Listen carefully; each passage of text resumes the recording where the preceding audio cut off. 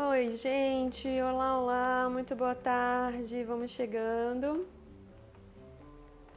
Vamos chegando. Eu tinha iniciado um vídeo antes, mas estava dando problema aqui na conexão.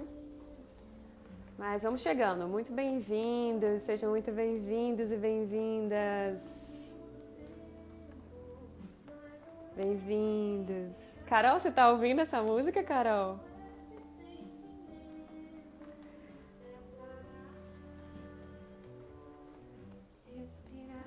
Gente, vocês estão me ouvindo bem? Como é que tá? Som, imagem pra vocês. Como é que tá aí?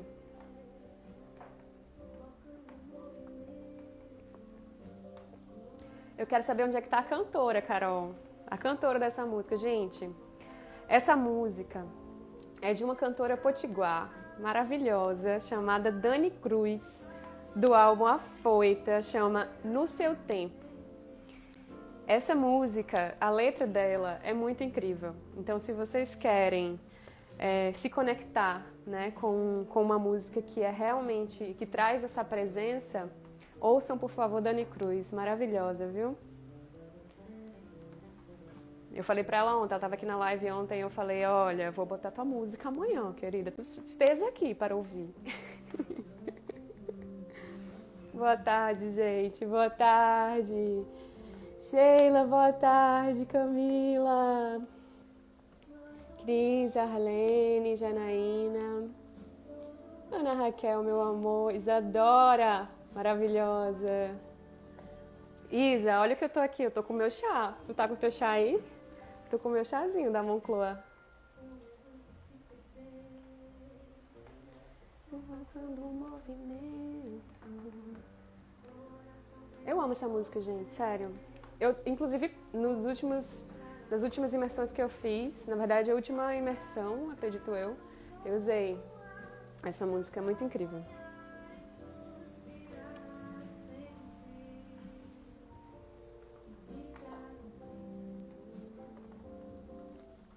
Sentir, se dar um tempo. Maravilhosa. Se dar um tempo. Vou esperar a música acabar, porque é muito maravilhoso. Vou cortar a mulher no meio, né? Pronto. Gente, muito boa tarde para vocês. Muito obrigada pelo tempo de vocês, pela atenção de vocês, por vocês estarem aqui hoje mais uma vez. Né? Nossa segunda live dessa semana. É essa semana que a gente vai conversar sobre autoestudo, sobre ferramentas para autoconhecimento, sobre temas que eu considero importante para a gente iniciar ou continuar nessa jornada. Então aqui tem gente que já fez curso comigo, tem gente que me conhece, tem gente que não me conhece, tem gente que nunca nem ouviu falar de mindfulness. Mas eu não estou falando só de mindfulness nessas lives, tá? Eu tento fazer sempre um paralelo dos conteúdos com a meditação, com o mindfulness, porque tudo no fim está conectado, né? A gente tem a intenção, a gente veio para cá para evoluir enquanto pessoa e a gente usa diversas ferramentas para isso. Então, nas minhas leituras, eu separei alguns temas e vou trazer para vocês aqui sugestões de livros e também lá no grupo do Telegram eu mando sempre depois da live um exercício para a gente refletir um pouco sobre o tema que a gente discutiu aqui, tá? E ontem a gente conversou sobre consciência e sobre ego. E aí a gente fez um exercíciozinho de reflexão. Quem fez aqui, gente? Quem que tá aqui na live agora fez o exercíciozinho de ontem? Importante, viu? Importante. Mostra aqui pra mim. Quem fez? Carol, Camila, Laura, Tarsila. Quem fez o exercício de ontem? Sheila. Importante, tá? Porque, como eu falei, não é só no campo teórico. Não adianta a gente só ouvir alguém falar alguma coisa, a gente ler livros, se a gente não para e realmente olha para a nossa história e olha para a gente e reflete sobre aquilo, tá? Importantíssimo. Patrícia, bem-vinda. Ana Raquel, muito bem. Ana Catarina também fez o exercício. Incrível, muito bem. E aí hoje a gente vai falar um pouco... Ai, que bom que você gostou, né? Ai, ó, gente, tá sendo muito Tá sendo pensado com muito carinho, tudo, de verdade, assim. Quando eu tava em João Câmara semana passada, que eu pensei em fazer essa semana de lives, foi muito, veio de dentro, assim. Eu falei, gente, eu preciso falar isso para as pessoas, eu preciso achar uma forma de fazer as pessoas pensarem um pouquinho sobre isso, né? Porque é realmente uma jornada de vida. Então, eu estruturei de modo que fez sentido para mim, então se vocês estão gostando, é bom saber que tá fazendo sentido para vocês também. Camila não fez, mulher. Mulher, tenha vergonha. Vá fazer. Tô brincando. E aí, ontem a gente usou o livro, né? Um Novo Mundo, Despertar de uma Nova Consciência.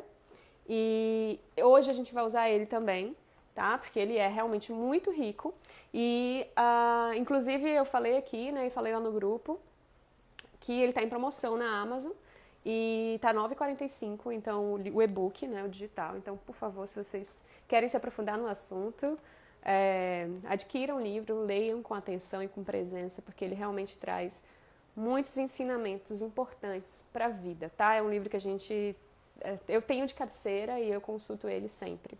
Eu sempre retorno e tenho uma outra leitura. É realmente muito, muito grandioso, tá bom? E aí hoje a gente vai falar um pouquinho sobre ele também. Tá? Eu já falar de um conceito que ele traz chamado corpo de dor. Alguém já ouviu falar de corpo de dor aqui? Coloca aqui pra mim, sim ou não, sim ou não, sim ou não. Corpo de dor. Quem é familiarizado com esse conceito? Corpo de dor.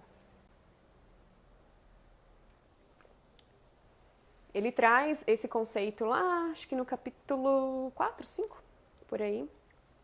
Não, a Helene não conhece, Samara também não, Fernanda também não, massa, Sheila também não. Beleza, eu também não conhecia, até me deparar com esse livro, né? Então, assim, dentro da grande gama de conhecimentos que a gente muitas vezes se depara com coisas que têm nomes diferentes em diferentes campos, né? Da psicologia, da filosofia, da espiritualidade. Então, depois, no final, se alguém quiser compartilhar, eu acho que eu já ouvi falar disso, mas com outro nome, por favor, compartilha com a gente, tá?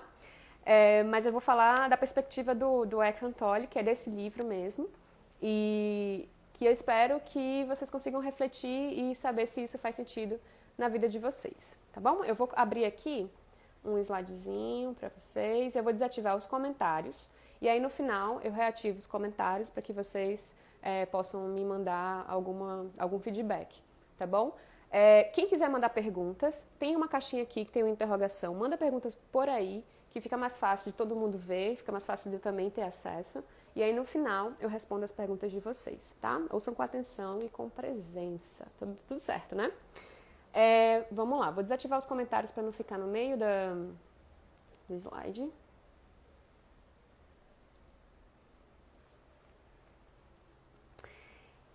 E é isso, vamos lá. Corpo de dor. Hoje nosso tema principal é o corpo de dor e emoções. O livro traz as emoções como uma resposta do corpo à mente. Então, se a gente for parar para pensar um pouquinho sobre quando a gente sente algum tipo de emoção, vocês talvez possam perceber que a gente tem reações físicas, somáticas mesmo. A gente tem alteração de batimento cardíaco, a gente tem uma maior tensão muscular, nos ombros, a gente tem um movimento de vísceras no abdômen, a gente tem uma alteração da respiração, né? Principalmente quando a gente está mais ansioso, está com medo, a gente fica mais ofegante, quando a gente está nervoso. Então essas emoções elas se manifestam no corpo físico e muitas vezes a gente não percebe, né? A gente não dá muita atenção ao que o nosso corpo está falando e muitas vezes ele está trazendo informação bastante importante para a gente olhar para isso e entender, né, que tipo de emoção está presente e como é que eu posso lidar com elas de uma melhor forma. E aí, ao longo dessa conversa de hoje, a gente vai conversar sobre alguns aspectos, algumas formas de lidar com a emoção que a gente tem e qual seria mais interessante, né, do ponto de vista da presença, da consciência e também desse livro, qual seria a forma mais interessante de lidar com essas emoções e com o corpo de dor. E aí ele traz, e existe ao longo dos anos, né, na ciência, na neurociência, na psicologia, Existem diversas teorias a respeito de como que as emoções se manifestam no corpo, como que existe essa relação de cérebro, de pensamento, de emoção e de periferia corpórea, né? E no livro ele traz essa seguinte sequência. Ele fala que os pensamentos, eles originam as emoções vão dar margem, vão originar os comportamentos ou reações corporais, e isso tudo vai dar vai culminar na nossa realidade pessoal, né? Então, cada pessoa tem um mundo, né? Então, a gente tem histórias de vida, a gente tem experiências, a gente tem crenças, que a gente vai conversar sobre crenças amanhã, muito provavelmente, que a gente foi se constituindo no mundo. E tudo isso influencia na forma como a gente visualiza esse mundo, na nossa realidade de mundo. Então, a forma como eu enxergo uma determinada situação é diferente, por exemplo, da forma que talvez Carol enxerga, da forma que Isadora enxerga, da forma que Camila enxerga. Porque nós temos vivências diferentes, nós temos experiências diferentes de mundo, tá?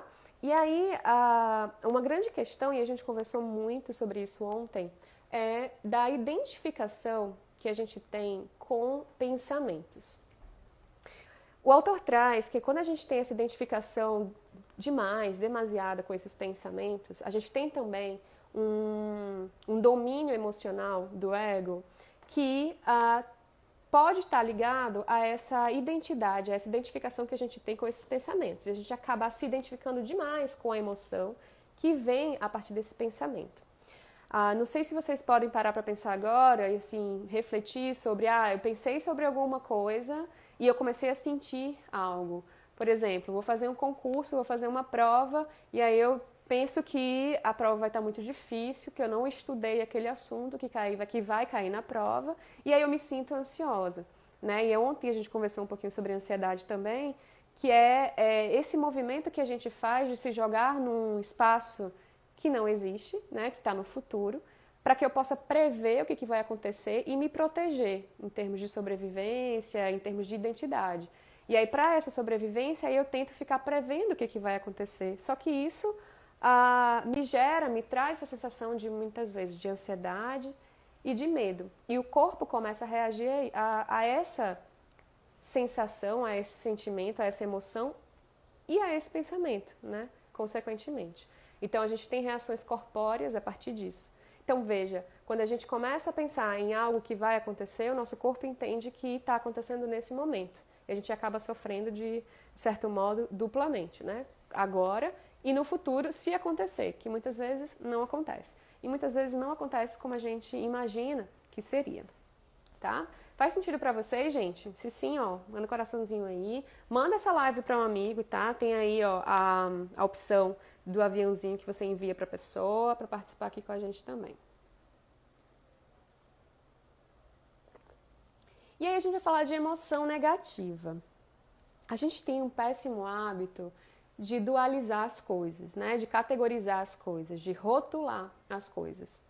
O rótulo, como a gente viu ontem, surge muito dessa necessidade do ego que a gente tem de classificar, de controlar, né? Porque essa classificação e esse rótulo me dá a falsa sensação de que eu conheço aquilo e de que eu tenho estabilidade naquilo e de que eu controlo aquilo.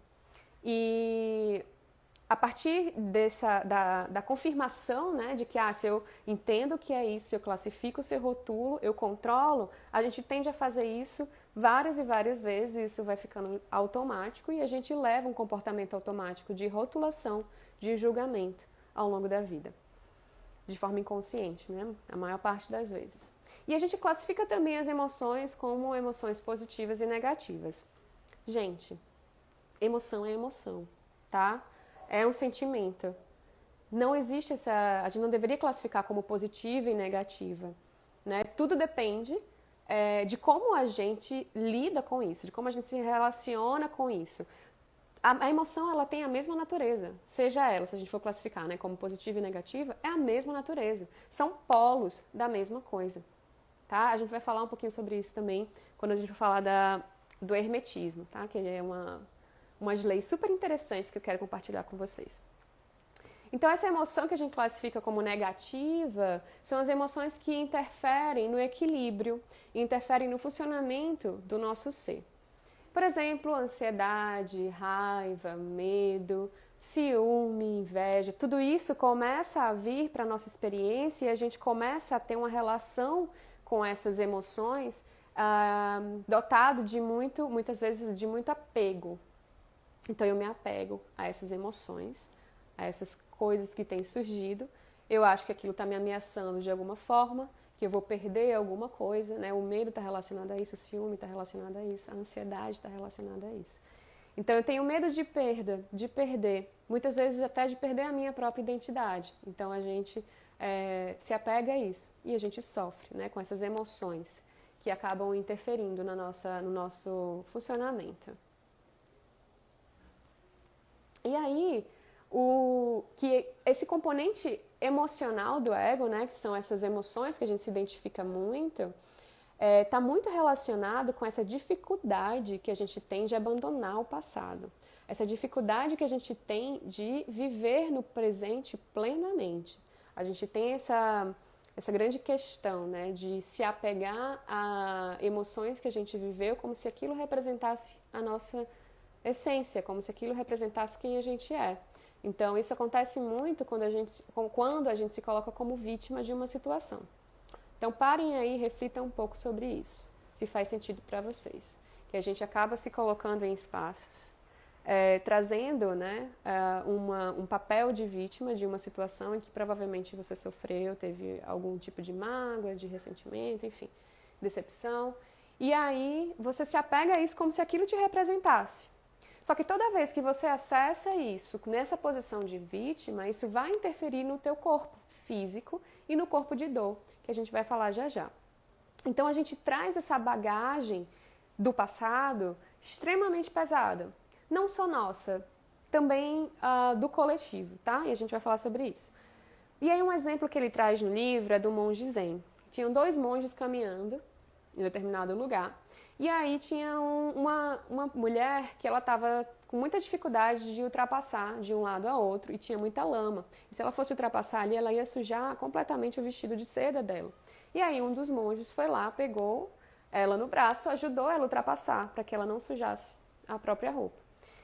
5 horas depois, eles estavam caminhando nesse lugar. 5 horas depois, o monge, o outro, né, que não foi o que ajudou, o outro falou assim: mas você não deveria ter feito isso. A gente é monge, não faz isso, não toca em mulher, não faz esse tipo, não tem esse tipo de atitude. E aí o monge que ajudou a mulher, a senhora lá, falou assim: mas eu fiz isso há 5 horas atrás e você continua carregando ela. Então veja, quem é que está sofrendo com isso? Quem é que está sofrendo com essa bagagem? É a pessoa que ela agiu de forma a ajudar o outro em determinado momento, ou aquela pessoa que está carregando isso por 5 horas, por muitas vezes por 5 anos, por 5 décadas. Então é para a gente refletir sobre o que a gente tem trazido para o nosso presente. Qual é o tipo de bagagem que a gente escolhe carregar e qual é o peso que a gente dá para essas bagagens, né?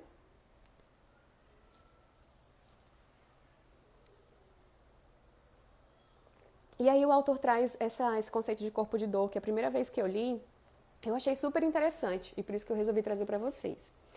E ele traz que o corpo de dor é esse campo energético de emoções antigas, porém ainda vivas. São emoções tanto nossas quanto emoções da coletividade. Tá? Esse corpo de dor, ele fala que é uma energia semi-autônoma, que ela é direcionada principalmente à sobrevivência. E principalmente a sobrevivência egóica. Aquela que a gente falou ontem da mente egóica, do comportamento egóico, está muito relacionada ao apego, está muito relacionado a uma necessidade de afirmação e de atenção. E isso está também muito relacionado à forma como a gente enfrenta as nossas emoções. Antes de começar a live, eu acabei vendo um post da Catiane, psicóloga maravilhosa, que ela que estava falando sobre a quantidade de crises de pânico que provavelmente vai acontecer, vai aumentar nessa pandemia, né? Porque a gente suprime muito as nossas emoções. E falando um pouco de regulação emocional, a gente se regula de várias formas, né? Cada um tem uma estratégia de regulação emocional. E a gente tem estudado isso dentro das neurociências, dentro da psicologia já há muitos anos. E tem 2 principais, que é a supressão ou a ressignificação, né? A gente tem a supressão, a gente suprime uma determinada emoção, a gente faz com que finge que aquilo não existe naquele momento, né? Coloca para baixo do tapete, finge que não existe, tá tudo bem, não estou plena, que maravilhosa, sendo que por dentro tá super ansiosa, com medo, estressada, triste, enfim, suprime e tenta aparentar uma outra coisa. E a outra forma de regulação emocional que a gente vê muito é a ressignificação. Então, olhar o que eu posso aprender com essa situação, né? E aí você começa a dar um peso mais positivo àquela situação, mesmo que ela te traga sofrimento, mesmo que ela te traga dor, tá? Então, vamos vendo como é que a gente faz durante os dias da nossa vida, né? Qual é o tipo de estratégia que a gente usa? E esse corpo de dor, ele se alimenta muito da supressão das emoções. Então, ele fala que a cada vez que a gente suprime uma determinada emoção, e isso acontece muito na infância também, né, menino? Engula o choro, o menino começa a chorar, engula o choro. Então, tem aquela velha frase muito machista, né, de que menino não pode chorar, homem não chora, engula o choro, não é para estar chorando. E aí a coitada da criança suprime aquilo que está sentindo ao invés de expressar. E o pânico está muito relacionado com essa supressão das nossas emoções, né? É uma somatização física daquilo que a gente está sentindo no nosso interno e a gente não permite extravasar, a gente não permite colocar para fora, a gente quer controlar, né? Porque a gente foi ensinado que tem que ser assim. Então, foi esse post que eu vi, eu achei super interessante, né? Que realmente a gente não tem essa educação emocional. E por isso eu estou aqui tentando mostrar para vocês o que acontece, como é que pode ser feito, né? E aí, esse corpo de dor, ele é nutrido por dor emocional e por conflito e também por infelicidade. E essa frase eu achei incrível, ele traz assim, que há um desejo que a infelicidade não termine e que os outros sejam tão infelizes quanto eu sou. Pensem um pouco sobre isso, gente. A gente é difícil admitir, mas pensa aí sobre você ou sobre alguém que você conhece, tá? Se for mais fácil pensar em alguém que você conhece, talvez seja mais fácil você visualizar isso de longe, tá? Mas muitas vezes acontece com a gente. Que essas pessoas vibram, né? Estão lá, tão infelizes, e elas muitas vezes fazem questão de que o outro que esteja perto delas também seja infeliz, porque se ela está infeliz, o outro também tem que ser infeliz. Faz sentido para vocês? Vocês já viram isso? E é isso que o autor traz, que o corpo de dor, ele é tão viciado em infelicidade que ele não consegue ver o outro feliz ou ver o outro bem. E aí ele começa a se ativar de uma forma, esse campo energético se ativa de uma forma que a gente tende a atrair a outra pessoa para dentro da nossa confusão, do nosso conflito, quando a gente está com esse corpo de dor super ativado, né? Porque tem estágios, tem um estágio latente e tem um estágio mais ativo. E aí esse campo energético faz com que a gente atraia pessoas para esse campo. Se a outra pessoa está muito inconsciente, ela entra. E aí começam as tretas, né? Começam os conflitos. E esses estágios, e aí eu já passo para o próximo aqui, que ele traz, o estágio latente, ele fala que o corpo de dor, né, esse campo energético de emoções que ainda estão vivas, emoções passadas que ainda prevalecem, ele pode estar latente por horas, por meses, até por anos, mas a maior parte das vezes, na observação que ele fez nos estudos dele, são horas e dias. Tá? E esse corpo de dor, ele se alimenta do conflito, tanto externo quanto interno. Então, se ele não acha com quem brigar, se ele não acha com quem entrar em conflito e se alimentar, ele volta para dentro e a gente começa a perceber mais pensamentos negativos, um humor mais sombrio, pensamentos que estão muito relacionados também a depressão, os pensamentos negativos, contando muita história sobre que a gente não é capaz, que a gente não vale a pena, que o mundo é ruim, que tudo está ruim. Então ele traz o corpo de dor como um possível campo energético que interfere nesse processo, tá? Então se não tem externo, eu volto para mim e começo a ciclar nesse comportamento muito negativo, né? E aí ele traz que como é que o corpo de dor se alimenta? Ele se alimenta especialmente através dos relacionamentos. E aí por isso que lá no grupo do Telegram hoje eu falei, gente, vai falar sobre ego, sobre emoções e relacionamentos. E esses relacionamentos, tanto os relacionamentos íntimos, românticos, né, quanto os relacionamentos familiares. Então vê aí, talvez, na sua cabecinha, se você lembra de alguém ou alguém que você tem muita dificuldade de lidar dentro da sua família. Ou aquele relacionamento romântico que você teve em algum momento que era muito, muito difícil de lidar porque havia muita briga, muito conflito. Então, o corpo de dor, ele procura, né, conflito e muitas vezes as pessoas elas se atraem por causa do corpo de dor, por causa dessa energia densa, essa energia de conflito. Que aí eles acabam se nutrindo mutuamente. Então, quando alguém está inconsciente o suficiente para ser guiado pelo corpo de dor, por essa energia mais densa, e a outra pessoa também está inconsciente sendo guiado por essa energia mais densa, eles entram em conflito e eles se alimentam ali mesmo. Então, muitas vezes, um apego e uma relação muito difícil, ela se mantém por causa dessa dificuldade das pessoas tomarem consciência do que está acontecendo ali. Faz sentido para vocês? Conseguem lembrar de alguém ou na família ou um relacionamento romântico? Se sim, ó, me dá um feedback aí, tá? E aí, ele traz também em algum momento do livro sobre as crianças. Ele fala que a criança sofre quando vê isso acontecer com os pais, por exemplo, né? Quando os pais estão em uma relação muito difícil, uma relação com muito, muito conflito, né? E esses conflitos, eles vêm tanto desse campo energético, do campo energético que a gente traz, nosso e do coletivo, e também pelo ego, pelo estado egóico que a pessoa está, né? Lembrando que esse corpo de dor, ele classifica como um domínio emocional do ego, e também a gente pode falar sobre a identificação com os pensamentos e daqueles comportamentos egóicos que a gente trouxe ontem, tá? Que a gente quer que o outro se adapte à nossa realidade, enquanto eu cumpro um papel, interpreto um papel que eu acho que você gostaria, né? Então, lembrando que esse comportamento egóico, a gente quer sempre estar agradando o outro de uma determinada forma, ou sendo superior ao outro. E quando isso entra em um relacionamento íntimo, de família, um relacionamento romântico, isso pode ser bastante difícil para os dois envolvidos, né? E aí, a criança, quando está no meio disso tudo, quando vê que os pais estão nesse processo de muito conflito, ela sofre também. E isso alimenta também o corpo de dor dela. Então, é muito importante que a gente comece a tomar consciência de como que é o nosso ambiente familiar, né? De como que a gente lida com as nossas questões e como que as crianças, elas reagem. E criança é muito sensível, gente. Se você se coloca para uma criança de forma presente, ela realmente sente, ela está ali completamente presente com você. Ela não está pensando no boleto que tem para pagar, ela não está pensando em quem tem que agradar, ela é muito genuína. E quando a gente se coloca nessa postura, né, nessa atitude de presença, elas sentem. Assim como quando a gente está numa postura, nessa postura mais inconsciente, ela também sente.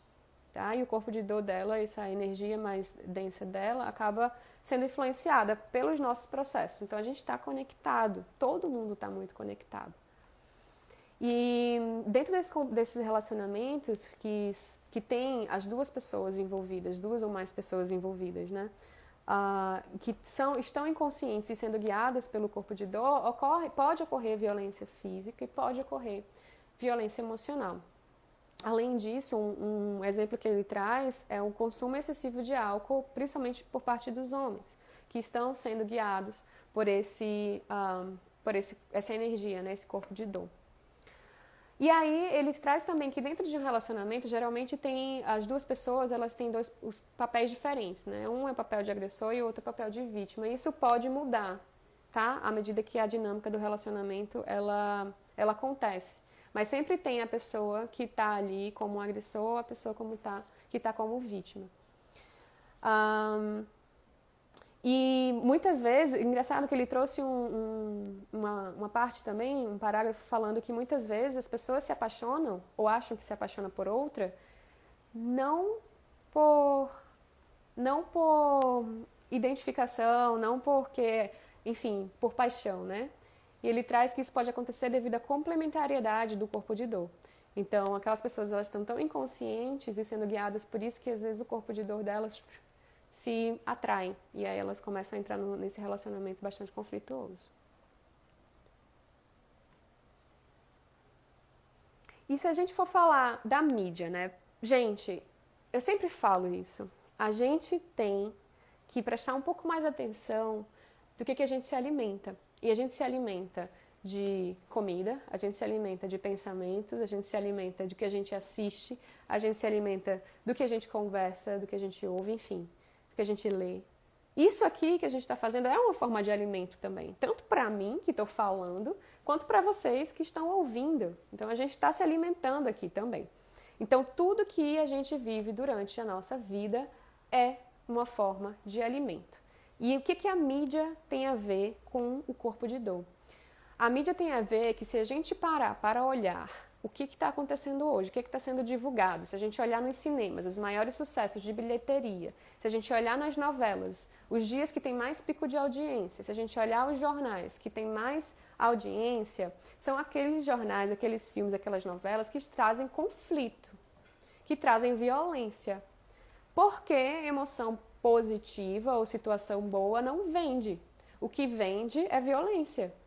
E aí essa mídia acaba influenciando no corpo de dor da coletividade dessa forma, porque ele traz a violência humana como uma certa glamourização, né, aquelas pessoas que são super poderosas e aí tá matando todo mundo, tá quebrando todo mundo. O nosso corpo de dor se alimenta disso, então a gente fica cada vez mais inconsciente ao se alimentar desse tipo de coisa.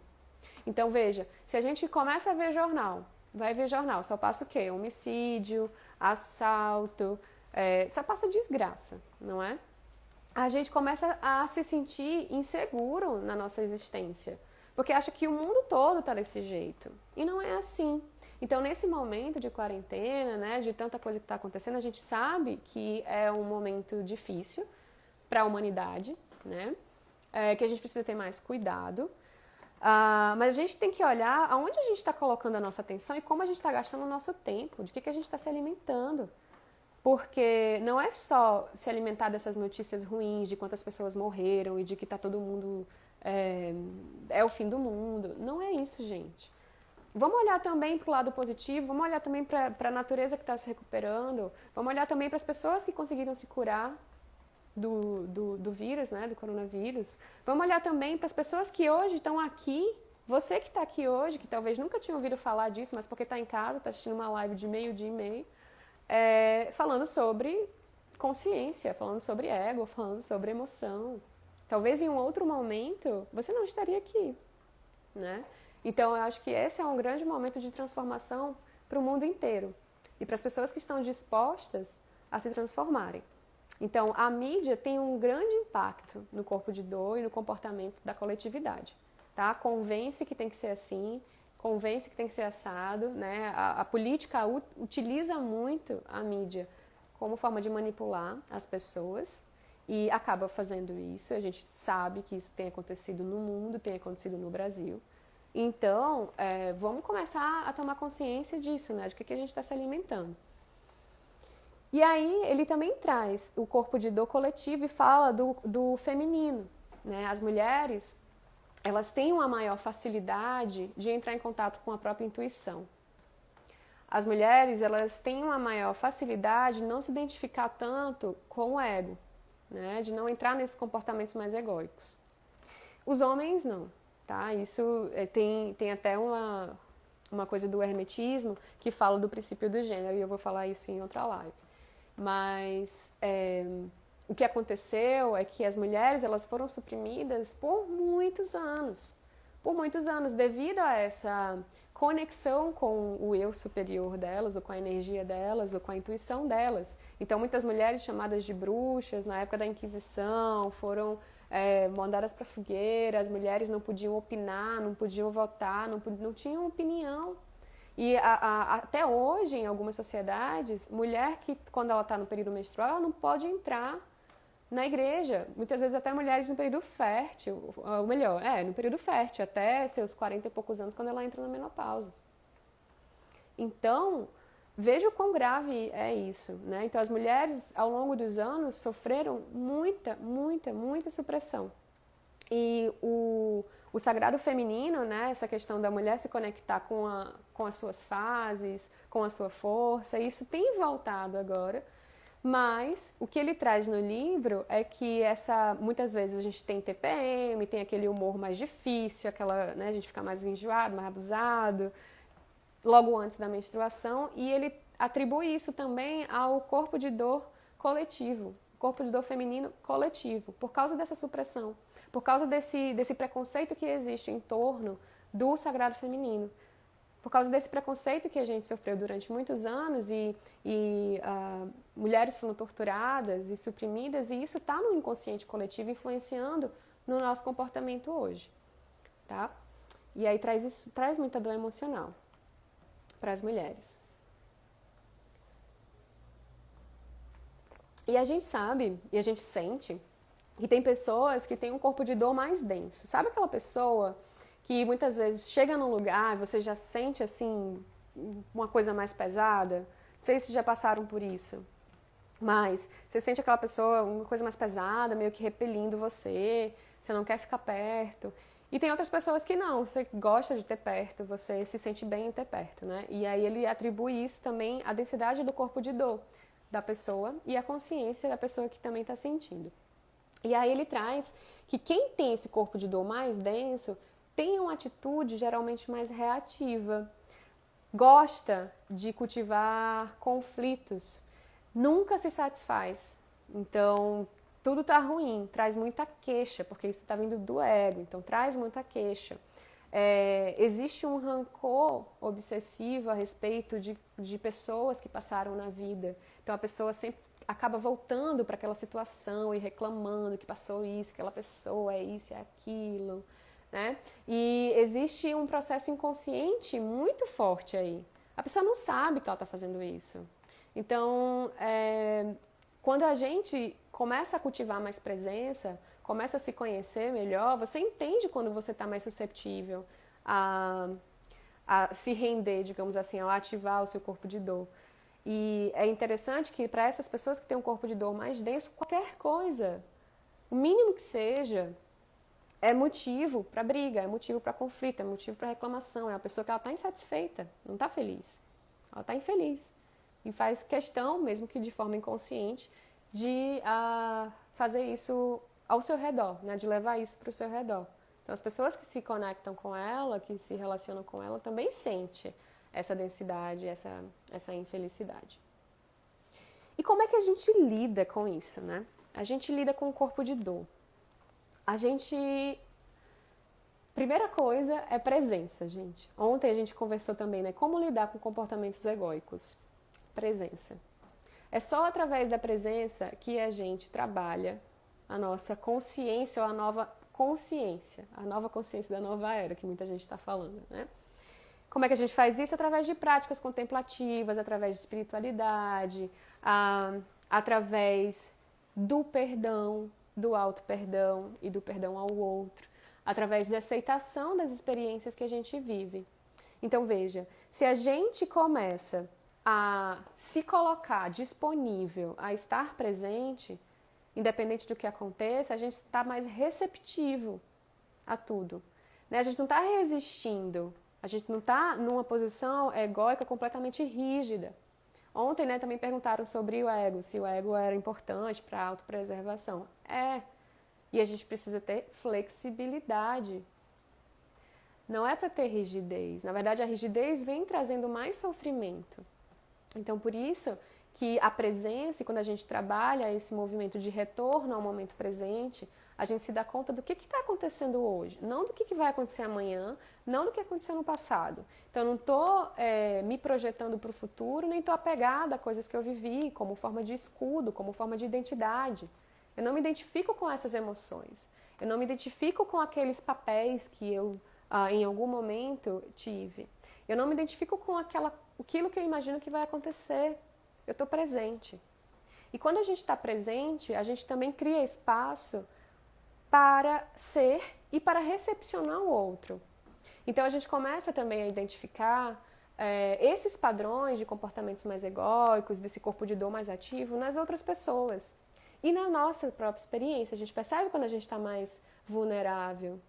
E a gente consegue lidar com isso de forma melhor, né? Não sair tanto do eixo, mas permanecer no seu eixo, como você precisa permanecer, da sua forma, do seu jeito. Não tem jeito certo, nem tem jeito errado, tá, gente? Tudo que eu tô trazendo aqui pra vocês é o que eu acredito que funciona pra mim. Mas cada um vai descobrir, a partir da própria experiência, o que funciona pra você, né? O que funciona pra cada um. Então, a presença pra mim é essa ferramenta que me faz, que torna possível essa tomada de consciência e que torna possível parar um pouco, respirar. Aí eu já trago a música de Dani de novo, né? Respirar e tomar algum tipo de atitude a partir daí. Essa atitude ela vai ser uma ação, não é uma reação automática. Faz sentido para vocês? E aí eu vou encerrar aqui. Essa apresentação de slides. Calma, eu quase encerrava a live agora. E aí, eu vou ativar aqui os comentários para vocês, tá?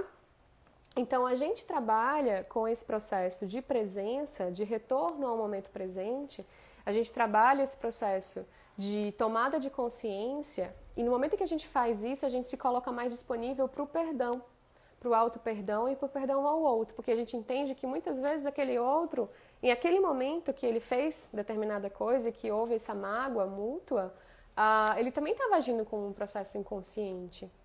Não era ele necessariamente, não é a essência da pessoa necessariamente. A pessoa está aí sendo influenciada por várias outras coisas, por esse corpo de dor que está mais ativo, né? Então, quando a gente traz essa perspectiva, fica mais fácil a gente aceitar que a gente passou por isso, está tudo bem. Isso faz parte de mim hoje. Mas isso não me define. Isso não vai definir os meus comportamentos. Isso não vai definir o meu futuro. Faz sentido para vocês, gente, isso? Falem aí pra mim.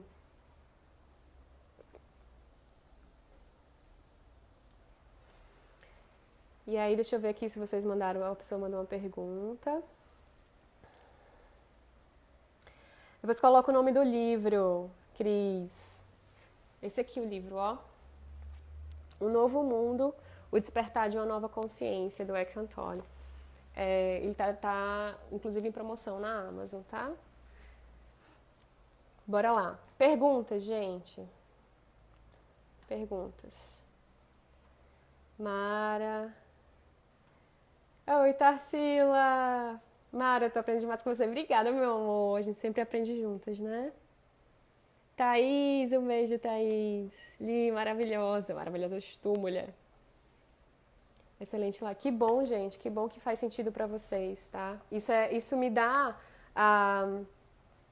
o feedback, né? Esse feedback me traz a sensação de que eu não tô sozinha aqui, não tô falando, né, pro vento. Então, se faz sentido pra vocês, eu acredito que é um chamado. Assim como eu falei ontem, esse livro, uns 6 anos atrás, quando eu comprei, eu não consegui ler esse livro. Então, tá tudo bem se vocês comprarem o livro e não conseguirem ler, tá? Tá tudo bem, tem coisas que a gente não tá preparado para.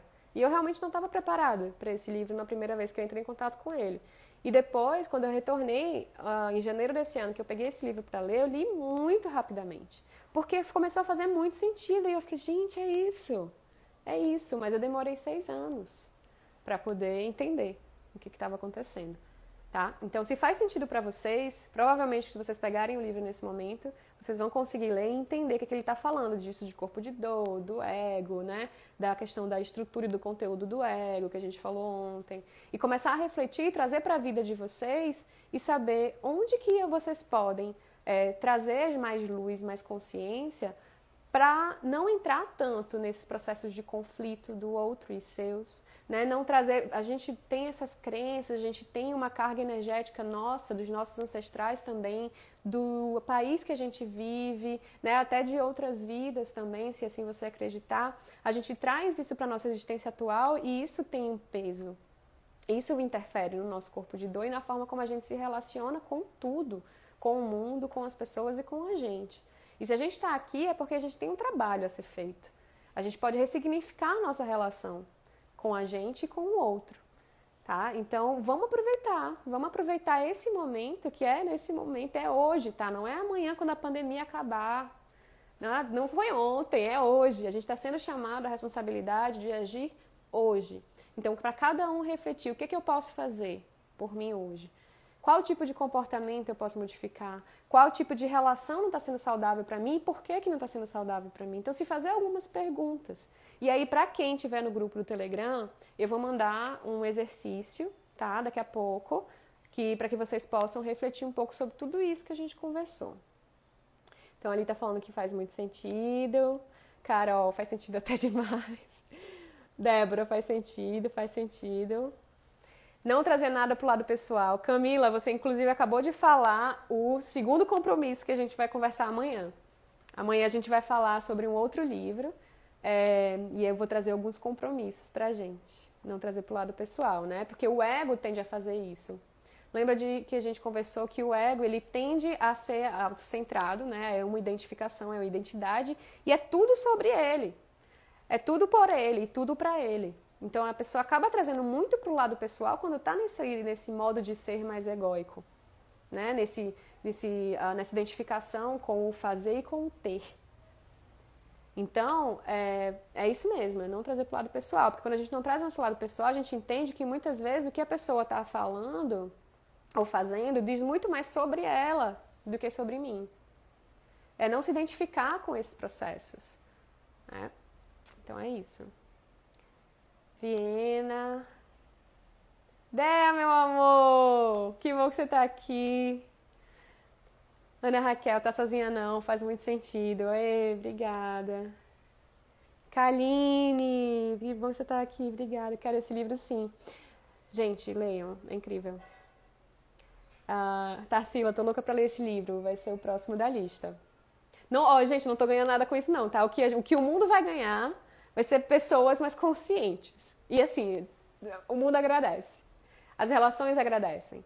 A coletividade agradece e vocês vão agradecer também a vocês se darem essa oportunidade de despertar nesse momento. Bruna, você expõe diferentes pontos de enxergar coisas difíceis. Eu tento. Que bom que tá chegando para vocês de forma fácil, né? Porque eu acho que o papel do professor, um papel de facilitador, é tentar facilitar nesse processo. É colocar de forma mais simples o que no livro, quando a gente lê ou quando a gente vive, parece tão difícil e tão longe da gente. Então, acho que o meu papel aqui é exatamente fazer com que vocês enxerguem que isso não está numa outra dimensão, numa outra vida. Está aqui, está nesse momento. Tá? E que tudo que a gente vive é uma oportunidade de aprendizado. Está sendo maravilhoso ver você falar. Obrigada, gente. Você acredita que esse corpo de dor pode se curar pela meditação ou terapia necessária? Gente, tudo que é ferramenta de autoconhecimento ajuda. E a gente não vai se curar do corpo de dor, ele não vai embora, assim como o ego não vai embora, tá? Mas a gente pode não entrar no processo ativo dele tão fortemente. A gente está aqui, a gente tem ego, a gente vai se identificar com um monte de coisa, inclusive com emoções. A gente está aqui, a gente tem esse corpo de dor, esse campo energético mais denso que quer se alimentar de conflitos. E vai ser assim pro resto da vida. Agora, como a gente reage e como a gente vive, se a gente vive de forma mais consciente ou não, depende da gente. E não é só uma meditação, e não é só uma terapia, uma sessão de terapia. Isso é um trabalho, uma construção de vida. Como eu sempre falo para os meus alunos, é uma jornada de vida. Não é um curso de 8 semanas de mindfulness que vai resolver todos os problemas, mas vai te trazer mais consciência. Né? Tem as meninas aqui que estão fazendo curso comigo e que podem até falar que assim, a gente está há 3 semanas fazendo um curso de presença, de cultivar espaço, conversando sobre alguns temas nesse sentido.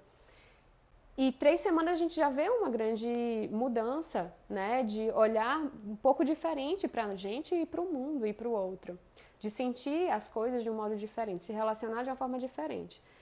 Agora, se a gente faz isso por 1 mês, 2 meses, 3 anos, 10 anos e a gente volta a ser susceptível a ficar mais num processo inconsciente, no comportamento mais inconsciente.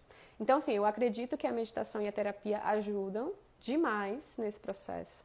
É como eu faço, né? É como eu lido com o meu corpo de dor, é como eu lido com o meu ego, é como eu lido com as minhas emoções. É através dessa consciência que eu cultivo pela terapia e pela meditação, né? Além de algumas medicinas, outras também que eu acredito muito que são as medicinas da floresta, tá? Que a gente pode falar disso em algum outro momento. Ayahuasca, por exemplo. Meu corpo de dor é vitimização, tentando melhorar a cada dia. A gente, como eu disse, né, a gente toma essas duas polaridades, ou como vítima ou como agressor. E não necessariamente em uma relação que você é vítima, você vai ser sempre vítima. Você pode ser agressor em algum momento. E em outra relação, você também pode trocar de lugar. Tá? Depende muito de como as duas pessoas estão. Porque um relacionamento, pela própria palavra, se dá em relação. São as duas pessoas ali, interagindo, né? Se constituindo enquanto uma dinâmica relacional. Então, vai mudando. Não é fixo. Então, sim, a gente tem às vezes esse papel de mais vítima, às vezes um papel, né, de mais agressor. E isso é inconsciente, gente. Tá? Então, vejo, se vocês têm a chance e querem tomar consciência desses processos, vocês podem.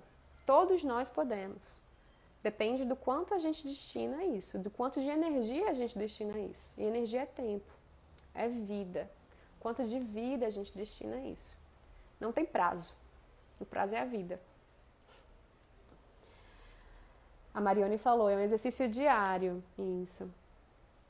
Débora está em Portugal. Beijo, meu amor. Como não levar para novas relações as dores do passado? Tomando consciência disso. É fácil pra gente acabar levando, né, para os relacionamentos as experiências que a gente teve anteriormente, porque a gente se constitui através disso também. Mas quando a gente para de se identificar com essas experiências que a gente teve e para de usar isso como uma forma nossa, né, apesar que está na nossa Constituição, mas quando a gente quebra essa identificação e a gente entende que cada pessoa é uma pessoa, que cada relacionamento é um relacionamento. E muitas vezes, até um relacionamento com uma mesma pessoa, né? Você teve um relacionamento com alguém, terminou e aí voltou em um outro momento, é outro relacionamento. Vocês são duas pessoas diferentes. Então, tentar ficar consciente para entender qual é o nível dessa relação, né? Se existe um relacionamento saudável e se não existe um relacionamento saudável. Então, não levar para outros relacionamentos, independente de quem seja essa pessoa com a qual a gente se relaciona, a forma de não fazer isso é não se identificar com aquilo. Não é que a gente vai esquecer, tá? A gente não esquece o que a gente viveu, mas a gente não se identifica tanto com aquilo que a gente viveu, né? E se a gente quer e sente que quer ter um outro relacionamento com a mesma pessoa ou com outra pessoa, vai, né? E dá o melhor de si. Está aberto. Faz sentido? A Daisy fala, sentido total, difícil é lidar com alguém que não tem esse nível de compreensão. É verdade. Por isso que muitos relacionamentos terminam quando são possíveis de terminar. E outros relacionamentos têm muitos conflitos a vida inteira, como relacionamento de família. Né? Então, o que pode ser feito é você fazer a sua parte. Você não pode fazer a parte do outro. Você pode fazer a sua parte. E lembra que eu falei também que o corpo de dor ele se alimenta através dos conflitos. Então, se você tira a sua parte do conflito, não tem como ele se alimentar. Não de você. Não da sua parte da relação. Então, tomar consciência e fazer o que é da sua responsabilidade, o que está no seu controle, né? Não gosto dessa palavra, mas já usando aqui. O que é do outro. Só ele pode resolver, mudar ou agir diferente. Né? Você pode servir como exemplo e influenciar ele através do exemplo, influenciar essa outra pessoa através do exemplo. Não dá para forçar a pessoa estar no mesmo nível que você. Né? É a escolha de cada um e mérito de cada um. A Arlene falou, essas emoções contidas trazem doenças inclusive, não é? Sim, trazem muita somatização. A gente traz essa supressão emocional, não faz com que a emoção vá embora. Ela vai ficar em algum lugar no nosso corpo. E pode se manifestar de alguma forma mais grave no futuro. Né? Então, Tem, na medicina oriental, né, tem muita coisa que fala sobre miomas, por exemplo, nas mulheres estarem relacionados a essa supressão do feminino, do poder feminino, né? Não tem, eu desconheço que haja algo tão diretamente relacionado ao câncer, mas o estilo de vida que a gente leva influencia no processo de câncer também. E esse estilo de vida, se a gente começa a observar o estilo de vida mais automático, né, mais corrido, com alimentação ruim, com esses conflitos diretamente todos os dias, né, em termos familiares ou em relacionamento romântico, tudo isso influencia, né, na nossa saúde e pode sim desencadear doenças mais pra frente, né, doenças mais simples e doenças mais sérias. Inclusive eu somatizo muito, demais, né? Quando eu tenho, e assim, como eu disse, é um processo de tomada de consciência. Quando eu tenho uma supressão de alguma, quando eu suprimo alguma coisa, quando eu não falo o que eu gostaria de falar, eu não coloco pra fora de alguma forma, o meu corpo responde muito forte, né? E eu comecei a ficar mais sensível a isso no último ano. E então dores físicas, assim, de até impossibilidade de andar, eu já fiquei. E não tinha nada, tá? Assim, não tinha nada de explicar, né? Tinha uma inflamação muito séria, fisicamente falando, mas não tinha nada que explicava aquilo e não respondia medicamento. E aí eu me curei indo pro mato. Fui pro meio do cerrado, lá na Chapada. A Daís falou Libertador Viver Isso. Livro, Um Novo Mundo, Despertar de uma Nova Consciência. Entra no grupo, que tá lá no grupo também, tá? O Zeca falou, identifico muito isso advindo dos meus pais. Quanto mais reconheço, mais aceito. A gente veio pra cá e a gente escolheu, e eu acredito muito nisso, a gente escolheu nascer onde a gente nasceu e viver o que a gente está vivendo hoje, tá? Pra se melhorar enquanto pessoa. Eu acredito nisso, a sua crença pode ser diferente e tá tudo bem. E acho que a pluralidade de ideias é que faz com que a conversa seja mais rica. Então, os pais vêm para ensinar a gente muita coisa sobre os nossos próprios pontos que a gente precisa evoluir. Então, reconhecer isso, aceitar isso, né? E trabalhar sendo exemplo talvez seja a melhor forma de evoluir, né? Espiritualmente falando, pessoalmente falando, e também ajudar outras pessoas, porque essas pessoas também estão se trabalhando nessas relações. Isa, o mundo agradece. Eu te agradeço, meu bem, por estar aqui. Cris, ajudou muito como sempre, tudo sentido. A Thaisa falou, a mudança que tanto anseio no mundo começa em mim. Gratidão. Exatamente. Começa pela gente. Facilitar o processo. Esse é meu trabalho, gente. Eu tento facilitar esse processo. Né? Às vezes jogando um monte de coisa para vocês pensarem. Eu não trago fórmula mágica. Nunca trouxe fórmula mágica. Não acredito que haja fórmula mágica, primeira coisa. E eu trago reflexões, tá? A partir da minha experiência. Como eu falei ontem, não é no campo teórico. Eu já li um monte de livro. Eu tenho um doutorado em neurociência, mas não é o doutorado não é através do doutorado que eu consegui esse tipo de conhecimento que eu tô falando pra vocês, tá? Então eu tô me colocando aqui como pessoa. Como uma pessoa que, através do meu processo, eu estou trazendo reflexões para vocês, não por grau acadêmico, mas como experiência de vida. E se faz sentido para vocês, vem comigo, porque estamos juntos. Obrigada, Zeca. Paulo Marcelino. Para lidar com pessoas difíceis, a ausência não seria um caminho também? Você pode dar mais detalhes sobre isso? Como é que você evolui na ausência? Eu deixo essa pergunta para você.